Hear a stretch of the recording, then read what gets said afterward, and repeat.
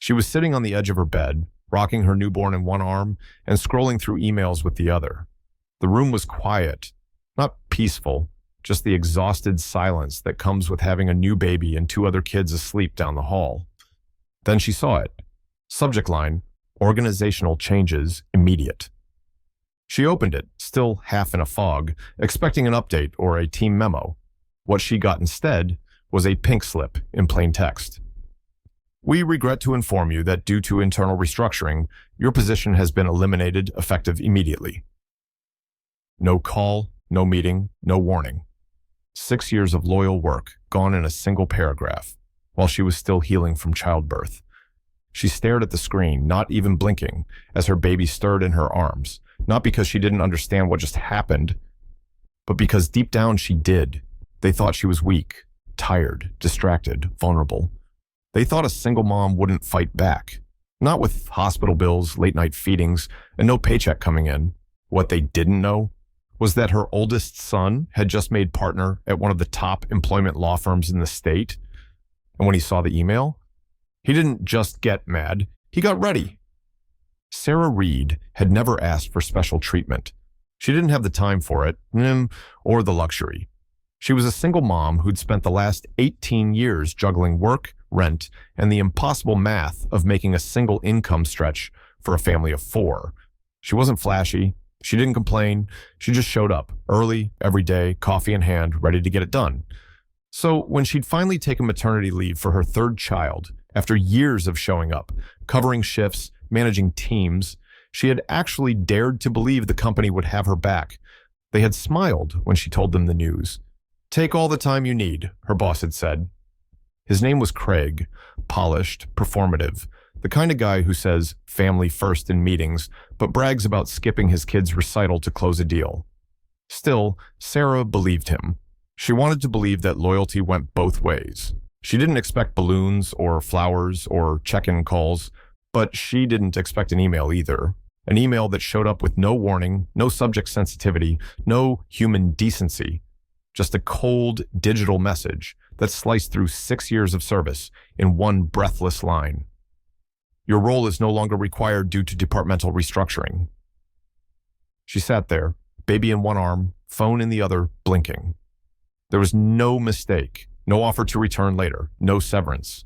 They hadn't just fired her. They'd fired her during protected maternity leave, something that, even to her tired brain, sounded illegal. But Sarah didn't cry. She didn't scream. She simply whispered to the baby resting on her chest, "We've been through worse, huh?" And then she opened her contacts and called the one person who had always shown up for her. "Mom?" Jordan answered, his voice groggy from late-night casework. She didn't need to explain, just sent him a screenshot. There was a pause. Then her son, who she had raised through every late shift, every missed field trip, every dollar she'd stretched to get him through law school, said just 6 words. "They really don't know, do they?" Jordan Reed didn't get angry often. He didn't need to. He'd learned long ago that silence in a courtroom could be far more dangerous than shouting. He had graduated top of his class, made partner by 28, and built a reputation not just as a brilliant employment lawyer, but as someone who never forgot where he came from. And where he came from was her. He'd watched his mother work 2 jobs just to keep the lights on. He remembered the nights she fell asleep at the kitchen table, homework stacked beside her late-night meal. He remembered every time she was passed up for a raise, every time she smiled through disappointment. So when he saw the email, when he saw how casually Craig had erased 6 years of her work during federally protected leave, something in Jordan locked into place. "I need a copy of her contract, company policy handbook, any emails about this." His voice was calm, professional, but cold. Sarah hesitated. "Jordan, I don't want to cause a scene." "You didn't. They did." That night, Jordan didn't sleep. He pulled labor law citations, precedent cases, whistleblower protections, and parental leave clauses. He drafted the complaint line by line, methodical, airtight, lethal. By morning, he'd filed suit, not just against the company, but personally against Craig, for malicious intent, unlawful termination, and emotional distress. The best part? Jordan's firm already had a working relationship with Craig's company. They handled outside compliance and had access to internal documentation, which meant Jordan's name wasn't just familiar. It was in their inboxes, weekly. So when Craig opened his laptop Monday morning, ready for his usual calendar review and investor updates, he didn't expect to see the lawsuit, stamped, sealed, and sitting at the top of his inbox. Sender Jordan Reed. Subject line, legal action notification, Reed v. Paragon Holdings and Craig Ellison. He clicked it, and for the first time in a long time, Craig went completely silent. Craig didn't reply to the email. He didn't acknowledge the lawsuit. He forwarded it straight to legal and scheduled an urgent call with HR. But by the time he tried to control the narrative, it was already out of his hands. The firm's leadership called for mediation. They knew Jordan. They knew his win record.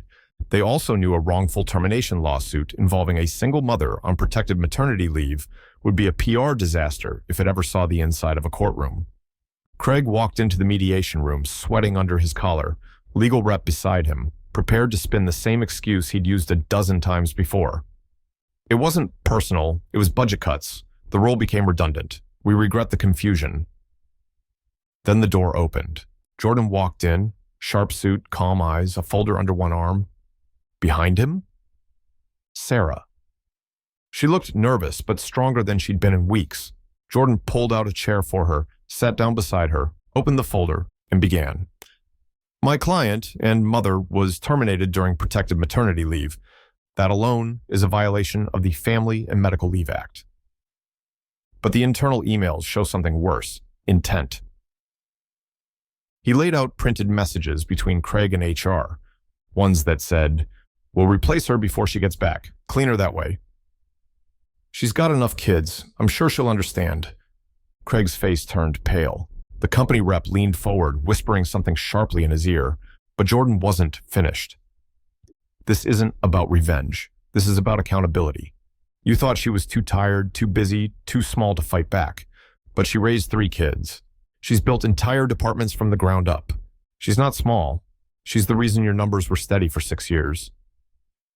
Sarah didn't say a word. She didn't need to, because for the first time in her professional life, someone else was doing the talking for her. By the end of the session, the offer on the table was everything she deserved and more. Full reinstatement, declined, 12 months of back pay, paid damages, legal fees covered, a public written apology from Craig and the company. Craig's voluntary resignation, effective immediately.